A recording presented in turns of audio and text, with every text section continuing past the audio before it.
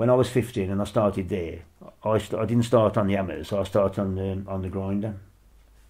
They had a grinder there just inside the main forge. It was a double wheel grinder, a big grinder, and I spent 6 months grinding stampings. You know, the burrs off the stampings, and all I had was a mask and a bottle of milk every day. That's all you had. You made an apron out of a sack, and I had a pair of gloves. You needed gloves because your hands would be shredded in no time. The stampers didn't wear gloves because with the heat you can't wear. But after saying that, it was hot in there anyway. But I mean, that was right by the furnaces, so obviously they was facing the heat. I had some scalgy down my boot there once, and by the time I could undo my lace and got it off, when I pulled my sock up, it took the skin off with it. The scale had gone down hot and stuck me sock to my skin. That's why they left there and loose, because when they're working on the hammers, if anything goes down, they can get the boot off quick.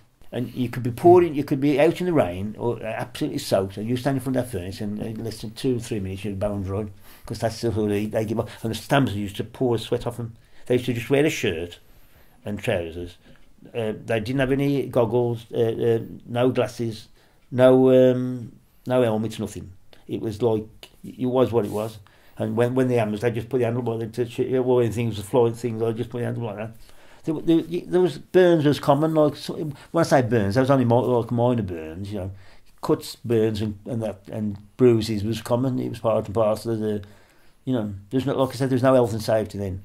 The first aid box was a box in the dye shop. It was like a little box about that big, few plasters and bandages. That was it, and burn cream. That's all they carried. Like, you know, anything serious, and you had to get to the hospital. But after saying that, I can't remember ever being a bad accident there, to be honest. I'd be lying if I said there was. But it was a happy time. I know it was hard work, but you had some good times. And they'd all be good. If the pubs was open, they'd go straight from work and have a couple of pints in the pub before they went home, because they'd sweat that much. They used to take salt tablets. I didn't. I mean, I did sweat because when I was working, I mean, when I was on that stacker truck, I was on and off the truck, shoveling and lifting bars. And if any bars broke open, the bundles broke, you could be lifting bars up, putting them back, and you had to wire them back up, like, you know. I sweated that way, but I didn't sweat like in front of the heat. I wasn't right in front of the furnaces, but it's still hot in there. I mean, don't get me wrong.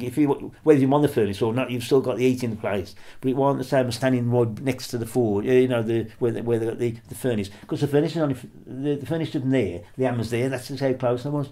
The bar had to come straight to the hammer, so it's got to be close. They ain't going to walk with it. They swing it out, because some of them are that heavy. I mean, some of them bars were really heavy. You struggle. I even just being funny. You'd struggle to pick them up, and they say swing it, because the weight.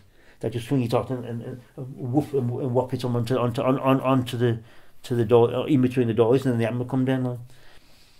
Everybody worked hard. As I said, there was no passengers at all. You knew when you had your job, you knew what your job, and you got on with it. They carry no. There's no slacking. There was no slacking either.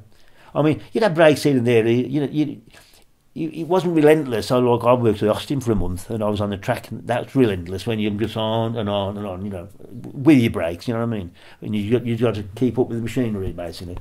But these blokes actually worked hard because they was handling the steel. The Langley Forge, although they worked with heavier metal, because it was that heavy, you can't actually pick it up. Cranes picked it up. It's hot. Don't get me wrong, it's a lot. The heat's terrible in Langley Forge. I mean, the heat in that furnace is a lot hotter than the drop forge ones, because they've got the ingots are this wide and this big, so the heat's more. But they're not actually doing the mauling as they are in the forges, because in the forges you're actually working with the metal and picking it up. My dad was he was a moulder at Birmingham, and he used to pour the molten. He used to come black as the ace of spades, like, you know, dirty. But I should say the pound is dirtier, but for actual sweat and graft, the drop forge is harder, because you're actually mauling the metal. Whereas at the foundries, you're pouring. You do pour it out of a ladle now, but I mean, it's not the same as mauling the metal that I'm doing. I reckon that the forging's a lot harder work physically. Heat-wise, there ain't a lot in it, because they're all hot industries, like, you know.